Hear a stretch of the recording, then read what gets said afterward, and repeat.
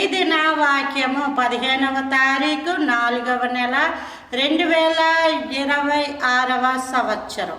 మన దేవుడు ఇస్తున్న చక్కటి మాట. ప్రకటన గ్రంథము 1వ అధ్యాయము 18వ వచనం. నేను మొదటివాడను కడపటివాడను, జీవించేవాడను మృతుడనైతిని గాని ఇదిగో యుగ యుగములు సజీవుడనై ఉన్నాను, మరియు మరణము యొక్కయు పాతాళ లోకము యొక్కయు తాళపు చెదుగులు నా స్వాధీనంలో ఉన్నాయి. లోకంలో మీరు ఆలోచించండి, ఎవరన్నా మనకి ఇంత సహాయం చేయాల్సి వస్తే నీ స్వాధీనం అంతా నా చేతుల్లో ఉంది, నీ జీవితం అంతా నా చేతుల్లో ఉందంటారు.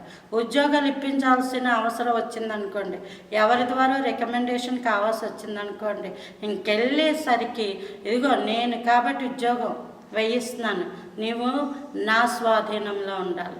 ఈ పిల్లలు చదువుకుంటారు, మార్కుల విషయంలో ఆ టీచర్లు అంటారు నీ మార్కులు నా చేతుల్లో ఉన్నాయి, నేను సంతకం పెడితేనే కానీ ఇంక నీకు అవ్వదు, నేను ఫెయిల్ చేయించేయగలను అని చెప్పి లేనిపోని కబుర్లు మాట్లాడతారు. కొంతకాలమే ఆ క్లాస్ అయిపోయిందంటే అందులోంచి బయటకు వచ్చేసారంటే అస్సలు జన్మలో కూడా బ్రతుకు దినములన్నిటి అతను పేరు తలంచుకుని తిట్టుకుని ఉంటాడు. అవునా కాదు? ఎవరో ఇంటి పక్క వాళ్ళు సహాయం చేస్తారు, ఇదిగో స్వాధీనంలో ఉన్నావు. ఎవరైతే నీకు సహాయం చేస్తారో, ఎవరైతే నీకు ఏమైనా ఉపకారం చేస్తారో నీవు వాళ్ళ స్వాధీనం అయిపోతావు. అసలు జ్ఞాపకం ఉంచుకోండి ఆ విషయం. ఎవరో మాకు సహాయం చేశారని మీరు అనుకుంటారు, కానీ ఎవరైతే మీకు సహాయం చేశారో వాళ్ళు ఊరంతా చెబుతూ మేము ఆ రోజు పెట్టబట్టి, మేము ఆ రోజు చేయబట్టి అని వీళ్ళ యొక్క స్వాధీనం వీళ్ళు వాళ్ళు గుప్పెట్లో ఉండాలనేసుకొని తలంచుకుంటారు. నానా ఈ మాటలు ఆలకించండి. అసలు దేవునికట మరణమే దేవుని యొక్క స్వాధీనం. ఒక మనిషి సహాయం ఇవ్వకపోవాలి, రావచ్చు రాకపోవచ్చు, కానీ మరణం అందరికీ గ్యారంటీ వస్తుంది. నాకు మరణం రాదు అన్న వాళ్ళు ఉండరు. చావు చూడని నరుడు కానీ, అది వృక్షమే కానీ, అది జంతువే కానీ ఉండదు. కాబట్టి ప్రతి ఒక్కొక్కరి జీవితాలు దేవుని స్వాధీనంలో ఉన్నాయి.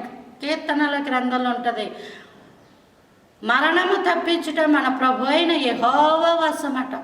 మరణాన్ని తప్పించేది యెహోవా వశము, అది దేవుని వశము. మీరే చెప్పండి, అనేక మరులు మనం తప్పింపబడలేదా? అనేక మరులు తల వెంట్రుక అంత కాలంలో దేవుడు వచ్చి మనల్ని రెక్కల చాటున భద్రపరచలేదా? అనేక మరులు మన జీవితాలు దేవుడు మార్చలేదా? కాబట్టి దేవునికి మనం ఎంత స్వాధీనం అయిపోవాలో, అసలు దేవుని అధికారానికి ఎంతగా వెళ్ళిపోవాలో, అసలు దేవుని అడగకుండా మనం ఏమీ చెయ్యకూడదు. దేవుడిని అడిగి ప్రార్థనలో పెట్టుకుని ప్రభువా నీ చిత్తమైతే ఇందులోంచి నాకు ఈ సహాయం చేయి అని అడగడం, దేవుని కృపలో అందులోంచి బయటికి వచ్చేయడం. ప్రభు కృప. దేవుడు మిమ్ములను మీ కుటుంబాలను దీవించి ఆశీర్వదించును కాక. Praise the Lord. హల్లెలూయా.